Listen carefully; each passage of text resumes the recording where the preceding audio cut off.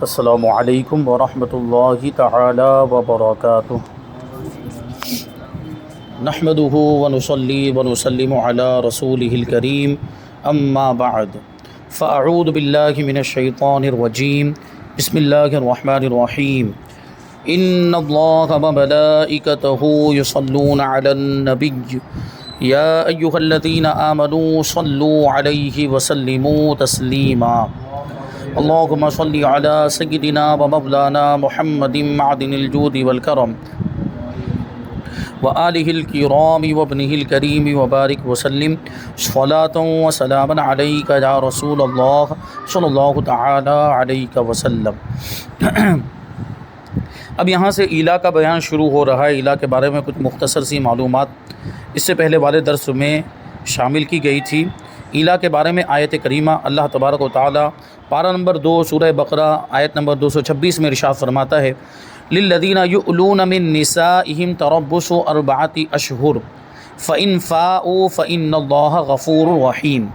وہ جو قسم کھا بیٹھتے ہیں اپنی عورتوں کے پاس جانے کی، انہیں 4 مہینے کی مہلت ہے،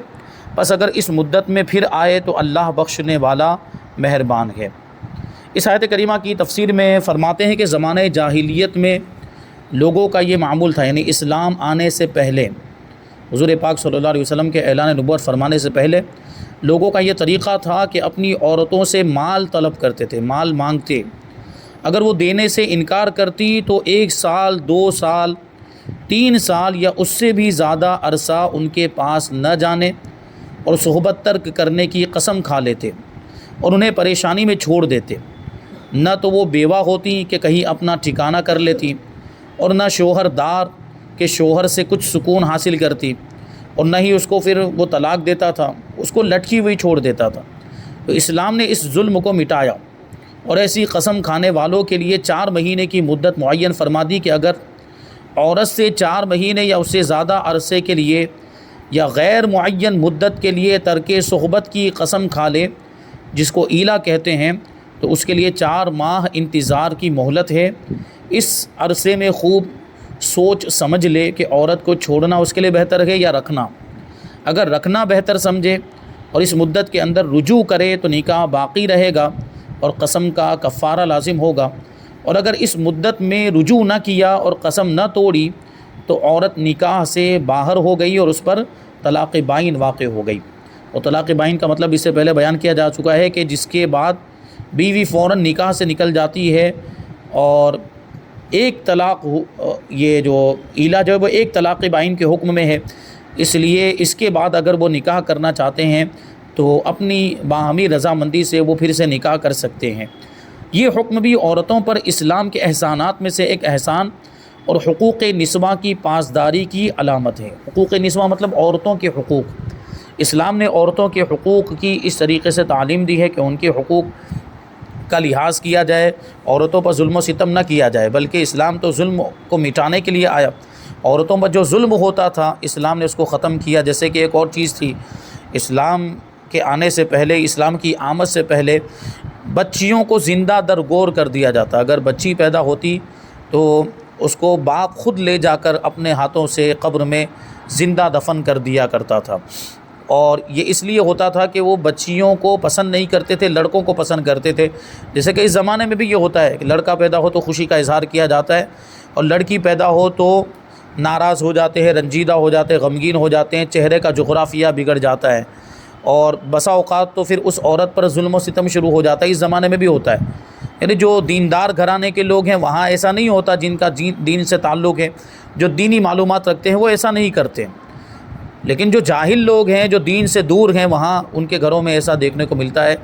کہ اگر لڑکی پیدا ہوئی تو پھر اس عورت پر ظلم و ستم، خاص طور پر ساس کی طرف سے طعن و تشنیع شروع ہو جاتی ہے کہ تو نے لڑکی کو کیوں جنا، اور شوہر بھی بسا اوقات ناراض ہوتا ہے کہ ہم نے تو لڑکے کی امید کی تھی اور لڑکی کیسے پیدا ہو گئی۔ بہرحال اس طرح کے معاملات ہیں، اور یہ جو ایک طریقہ یہاں پر بتایا گیا، زمانے جاہلیت میں یہ بھی ہوتا تھا کہ عورتوں کو عورتوں سے مال طلب کرتے تھے، اگر عورت مال دیتی تھی تو ٹھیک ہے، اگر مال نہیں دے پاتی، ظاہری سے بات ہے عورت کمانے کے لیے تو نہیں جاتی کہ اس کے پاس مال ہوگا، عام طور پر نہیں ہوتا ہے،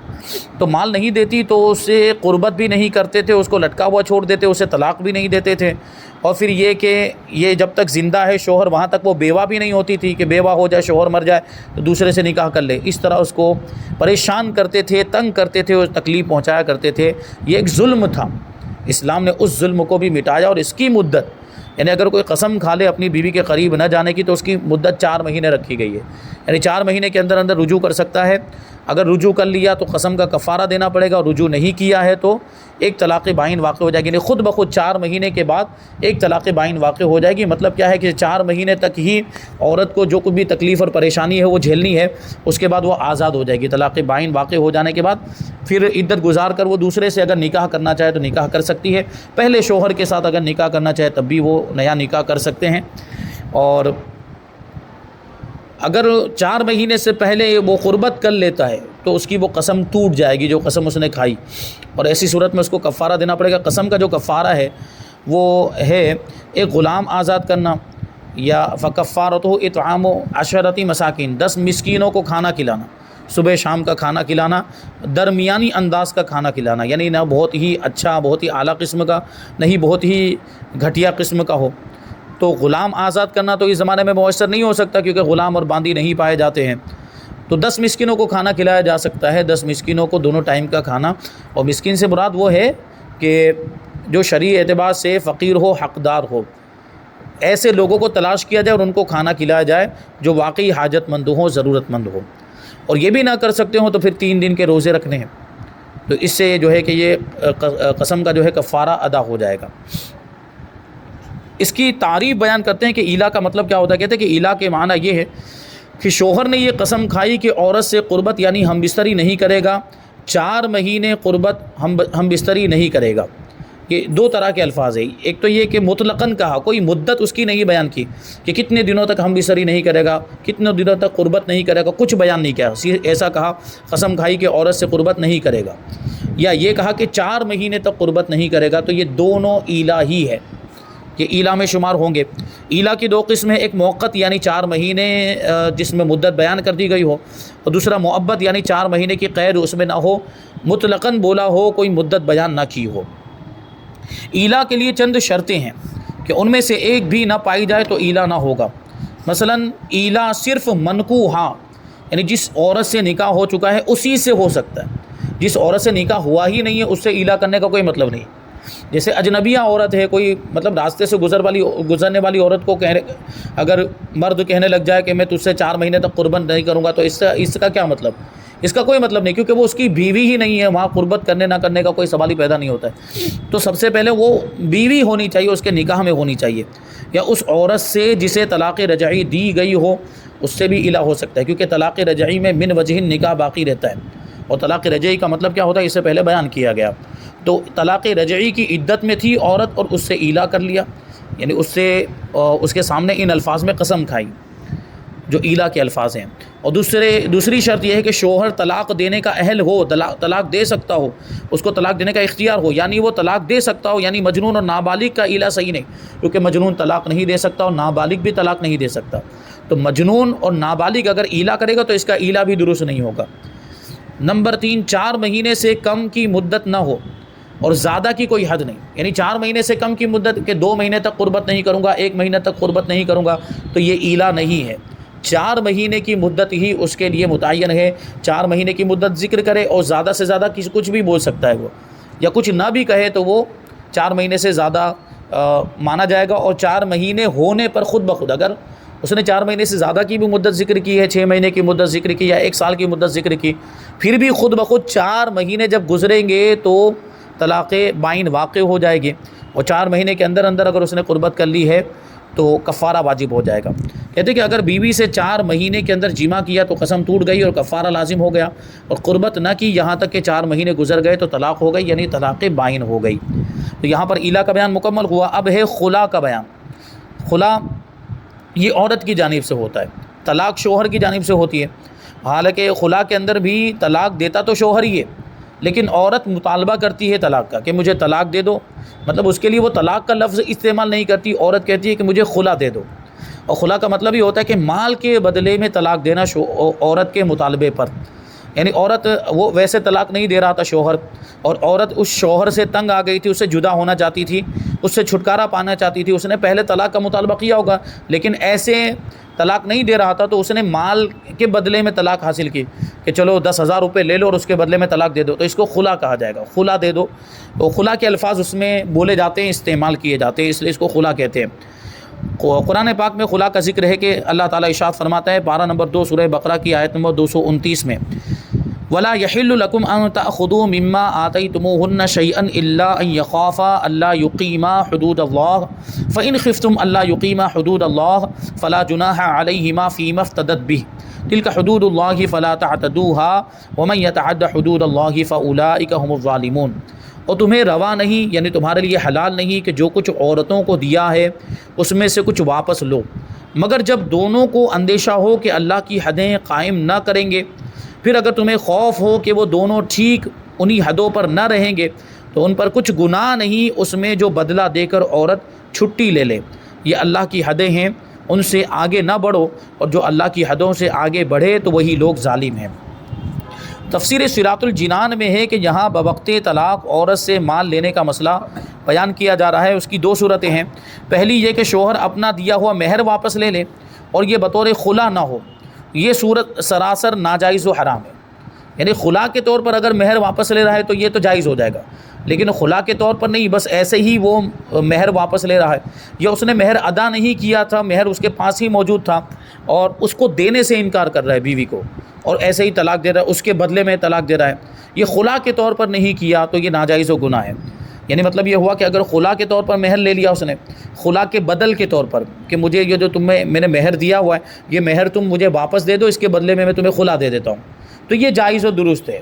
لیکن خلا کے طور پر نہیں، ایسے ہی اس کا مہر واپس لے لیا تو یہ حلال نہیں، یہ جائز نہیں ہے، یہ ناجائز و حرام ہے۔ یہ مضمون سورہ نساء کی آیت نمبر 20-21 میں بھی موجود ہے، وہاں فرمایا کہ تم بیویوں کو ڈھیروں مال بھی دے چکے ہو تو طلاق کے وقت اس سے لینے کی اجازت نہیں، اور دوسری صورت یہ ہے کہ عورت مرد سے خلا لے اور خلا میں عورت مال ادا کرے، یعنی کچھ مال دے، کچھ روپیہ پیسہ دے، اس کے بدلے میں خلا حاصل کرے، اس صورت کی اجازت ہے۔ اور آیت میں جو فرمایا کہ عورت کے فدیہ دینے میں کوئی حرج نہیں، اس سے یہی صورت مراد ہے، لیکن اس صورت میں بھی یہ حکم ہے کہ اگر زیادتی مرد کی طرف سے ہو تو خلا میں مال لینا مکروہ ہے۔ مان لیجئے کہ شوہر ظلم کرتا تھا، اس کو ستاتا تھا، پریشان کرتا تھا، اس کی حقوق ادا نہیں کرتا تھا، اس کی ضرورتیں پوری نہیں کرتا تھا، تو پریشان ہو کر تنگ آ کر وہ خلا مانگ رہی تھی،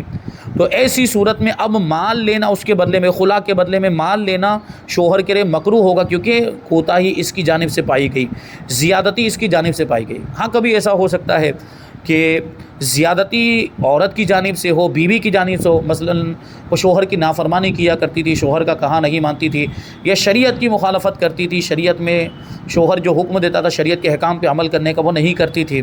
اور اسی معاملے کو لے کر اس نے خلا کا مطالبہ کیا ہے، تو پھر اس کے بدلے میں مال لینا چاہے تو لے سکتا ہے، اور وہ خلا جب ہو جائے گا تو وہ مال کا مالک ہو جائے گا، جو مال طے پایا ہے 10,000 20,000 جو بھی طے پائے ہوں گے وہ اس کا مالک ہو جائے گا۔ خلا کی تعریف بیان کرتے ہیں کہ خلا کا مطلب کیا ہوتا ہے، کہتے ہیں کہ شریعت اسلامیہ میں اجتماعی اور معاشرتی زندگی کا سنگ بنیاد میاں بیوی کے صحیح تعلقات ہیں، یعنی ایک ساتھ زندگی گزارنا، اجتماعی اور معاشرتی زندگی، معاشرتی مطلب ایک ساتھ میں رہنا سہنا، اس کو معاشرتی زندگی کہا جاتا ہے۔ اس زندگی کو کامیاب بنانے کے لیے میاں بیوی کے آپس کے جو تعلقات ہیں وہ صحیح ہونے چاہیے، درست ہونے چاہیے، تب یہ زندگی، معاشرتی زندگی اور اجتماعی زندگی آگے بڑھتی ہے۔ ظاہر سی بات، اجتماعی زندگی خاندان، قبیلہ، رشتہ دار، عزیز و اقارب، دوست وغیرہ سے مل کر بنتی ہے، تو اس میں اہم کردار ہوتا ہے میاں بیوی کا، اور میاں بیوی کے تعلقات صحیح ہونے چاہیے۔ اگر زوج اور زوجہ یعنی میاں بیوی میں نا اتفاقی رہتی ہو اور یہ اندیشہ ہو کہ احکام شرعیہ کی پابندی نہ کر سکیں گے، نا اتفاقی کی وجہ سے شریعت کے احکام پر عمل نہیں کر پائیں گے، یا ایک دوسرے کے حقوق ادا نہیں کر پائیں گے، ٹھیک ہے، اور موافقت کی تمام راہیں بند ہو جائیں، یعنی دونوں میں اب نبھانے کی کوئی صورت نظر نہیں آ رہی ہے، اب دونوں کے درمیان اتفاق کی اور دونوں کے درمیان اتحاد اور اختلاف کو دور کرنے کی، نا اتفاقی کو دور کرنے کی کوئی صورت نظر نہیں آ رہی ہے، تو نکاح کی قید سے چھٹکارا پانے اور شوہر سے طلاق حاصل کرنے کی ایک صورت یہ بھی ہے کہ عورت اپنے تمام مہر یا کچھ مہر کو واپس کر دے، یا اپنے پاس سے کچھ مال دے کر شوہر کو طلاق پر راضی کر لے، اور اس مال کو قبول کرنا شوہر کے لیے درست ہوگا۔ طلاق کی اس خاص صورت کا نام جس میں بیوی طلاق کا مطالبہ کرتی ہے اسے خلا کہتے ہیں، اسے خلا کہا جاتا ہے۔ اور یہاں پر یہ بات بھی آپ کو ذہن میں رہنی چاہیے، اس سے پہلے بھی اس کو بیان کیا گیا کسی موقع پر، کہ یہ اعتراض کیا جاتا ہے غیروں کی طرف سے کہ اسلام میں طلاق کا اختیار مرد کو دیا اور عورت کو مجبور کر دیا، یعنی عورت اگر جدا ہونا چاہے، شوہر سے چھٹکارا پانا چاہے تو اس کے لیے کوئی صورت نہیں ہے، جبکہ ایسا نہیں ہے۔ اسلام نے عورت کو بھی اختیار دیا ہے، عورت اگر چھٹکارا پانا چاہے تو اس کے لیے ایک صورت ہے خلا، بلکہ شوہر کے پاس بیوی کو جدا کرنے کا ایک ہی طریقہ ہے، وہ ہے طلاق، جبکہ بیوی کے پاس اس کے علاوہ بھی اور طریقے ہیں، یعنی خلا بھی ہے، تفویض طلاق بھی ایک چیز ہے، ہو سکتا ہے اس میں آگے بیان آئے۔ تفویض طلاق کا مطلب یہ ہوتا ہے کہ شوہر اپنا جو طلاق کا اختیار ہے وہ بیوی کو دے دے، یا جو ہے کہ بیوی پہلے سے شرط لگا لے کہ میں اس شرط پر تم سے نکاح کرتی ہوں کہ طلاق کا اختیار مجھے رہے گا، میں جب چاہوں گی اپنے آپ کو طلاق دے لوں گی، تو یہ ہو جائے گا تفویض طلاق۔ اگر شوہر کی جانب سے اس کو آئندہ زندگی میں کسی طرح کا کوئی خطرہ محسوس ہو رہا ہے کہ وہ اس کو پریشان کرے گا یا ظلم کرے گا، تو وہ تفویض طلاق کی شرط لگا سکتی ہے، اور پھر جب چاہے وہ اپنے آپ کو طلاق دے سکتی ہے۔ وہ طلاق دے گی تو اس پر طلاق واقع ہو جائے گی۔ اگر اس طرح کے الفاظ اس نے کہے ہوں کہ اس شرط پر نکاح کرتی ہوں کہ میں جب چاہوں گی اپنے آپ کو طلاق دے لوں گی، یا شوہر نے اسے کہہ دیا ہو کہ تو اپنے آپ کو طلاق دے دے، یا تو اپنے آپ کو اختیار کر، میں نے تجھے طلاق کا اختیار دیا، اس طرح کے جو الفاظ ہیں، اس کے بعد بیوی کو اپنے آپ کو طلاق دینے کا اختیار ہو جاتا ہے، اور پھر بیوی اپنے آپ کو طلاق دے سکتی ہے، وہ دے گی تو طلاق واقع بھی ہو جائے گی۔ تو یہ بھی چھٹکارا پانے کا ایک ذریعہ ہے، یعنی عورت کو اسلام نے بالکل مجبور نہیں کیا، بلکہ اس کو بہت سارے آپشن عطا فرمائے ہیں۔ اور فسخ نکاح کی تو بہت ساری صورتیں ہیں، وہاں قاضی شرع کی ضرورت ہوتی ہے یا عالم علماء بلد کی ضرورت ہوتی ہے، اس کی بارگاہ میں، قاضی شرع کی بارگاہ میں جائے، عالم علماء بلد کی بارگاہ میں جائے، اور اپنی جو پریشانی، جو مجبوری ہے وہ وہاں پر پیش کرے۔ جیسے کبھی ایسا ہوتا ہے کہ شوہر یہ عورت کی حقوق ادا کرنے کی صلاحیت ہی نہیں رکھتا، جیسے مثال کے طور پر وہ نامرد ہیں،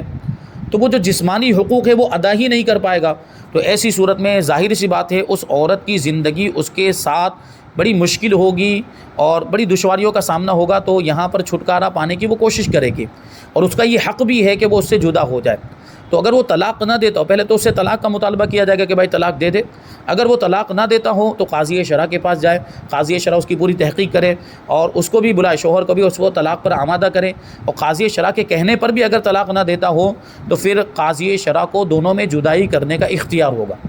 وہ دونوں کو جدا کر دے گا۔ پہلے تو 1 سال کی مدت دے گا، اور 1 سال میں وہ دیکھے گا کہ 1 سال کے اندر اس کے اندر صلاحیت پیدا ہوتی ہے کہ نہیں۔ 1 سال کے اندر بھی دوا علاج کروانے کے بعد بھی صلاحیت نہیں پیدا ہوئی تو 1 سال کے بعد وہ اس دونوں کو جدا کر دے گا، دونوں کا نکاح ختم کر دے گا۔ یہ تو ایک صورت ہے، ایسی بہت ساری صورتیں ہیں جہاں قاضی شرع کو نکاح فسخ کرنے کا اختیار ہوتا ہے۔ تو یہاں پر دیکھیں کہ اسلام نے کتنے سارے آپشن رکھے عورت کے لیے، اور شوہر کے لیے ایک ہی آپشن ہے، وہ ہے طلاق۔ تو جو لوگ اعتراض کرتے ہیں ان کو اسلام کی پوری معلومات ہی نہیں، یا یہ کہ ہٹ درمی کی بنیاد پر، تعصب کی بنیاد پر، اسلام دشمنی کی وجہ سے وہ اس طرح کے اعتراضات اسلام پر کرتے ہیں۔ اگر وہ حقیقت شناس ہوتے، حقیقت کو جاننے والے ہوتے، حقیقت پہچاننے والے ہوتے اور حقیقت کو قبول کرنے والے ہوتے تو ایسے اعتراض کبھی بھی نہیں کرتے، کیونکہ اسلام کے اندر عورتوں پر کوئی ظلم نہیں کیا گیا، بلکہ اسلام تو سراپا عدل و انصاف کا مذہب ہے، اس میں ہر کسی کے حقوق کا لحاظ کیا گیا، عورت کے حقوق کا بھی لحاظ کیا گیا ہے۔ تو اسے خلا کہتے ہیں۔ مختصر لفظوں میں اس کی تعریف یہ ہے کہ مال کے بدلے میں نکاح زائل کرنے یعنی ختم کرنے کو خلا کہا جاتا ہے۔ اور خلا کی چند شرائط ہیں جو یہ ہیں، پہلے نمبر پر عورت کا قبول کرنا شرط ہے، عورت قبول کرے، بغیر اس کے قبول کیے ہوئے خلا نہیں ہو سکتا۔ چونکہ شوہر کی جانب سے خلا طلاق ہے، لہٰذا شوہر کا عاقل بالغ ہونا بھی شرط ہے، کیونکہ جو نابالغ ہے وہ طلاق نہیں دے سکتا، اسی طرح جو مجنون ہے وہ طلاق نہیں دے سکتا۔ تو یہ ہو تو طلاق ہو تو رہی ہے شوہر ہی کی جانب سے، شوہر ہی کی طرف سے ہوگی یہ طلاق، تو شوہر کا عاقل و بالغ ہونا شرط ہے۔ نابالغ یا مجنون خلا نہیں کر سکتا کیونکہ وہ طلاق دینے کا اہل نہیں ہے۔ تیسری شرط یہ ہے کہ عورت محل طلاق ہو، یعنی اس پر طلاق واقع بھی ہو سکتی ہو، لہٰذا اگر عورت کو طلاق بائن پہلے ہی دے چکا ہے تو اگرچہ عدت میں ہو اس سے خلا نہیں ہو سکتا، کیونکہ طلاق بائن دینے کی وجہ سے نکاح ختم ہو جاتا ہے۔ طلاق بائن کی وجہ سے عورت نکاح سے نکل جاتی ہے، جب وہ نکاح میں رہی ہی نہیں تو اب خلا نہیں ہو سکتا۔ اب اس سے خلا کرنے کا کوئی مطلب نہیں، جو عورت نکاح میں ہے اسی سے خلا ہو سکتا ہے۔ ہاں طلاق رجعی کی عدت میں ہو سکتا ہے، کیونکہ طلاق رجعی میں نکاح من وجہن باقی رہتا ہے، وہ من وجہن نکاح میں رہتی ہے، اس کی بیوی رہتی ہے، تو ایسی صورت میں خلا کیا جا سکتا ہے اور اس صورت میں خلا ہو بھی جائے گا۔ خلا کا حکم یہ ہے کہ جب میاں بیوی خلا کر لیں تو طلاق بائن واقع ہو جائے گی، اور طلاق بائن کا مطلب یہ ہوتا ہے کہ نکاح فوراً ختم ہو جائے گا، کیونکہ خلا عورت لیتی ہی اس لیے ہے کہ وہ شوہر سے چھٹکارا حاصل کر لے، وہ شوہر سے جدا ہونا چاہتی ہے اسی لیے۔ ایسی صورت میں اگر خلا کے بعد بھی طلاق رجعی واقع ہو تو طلاق رجعی میں کیا ہوتا ہے کہ شوہر عدت میں رجعت بھی کر سکتا ہے، تو وہ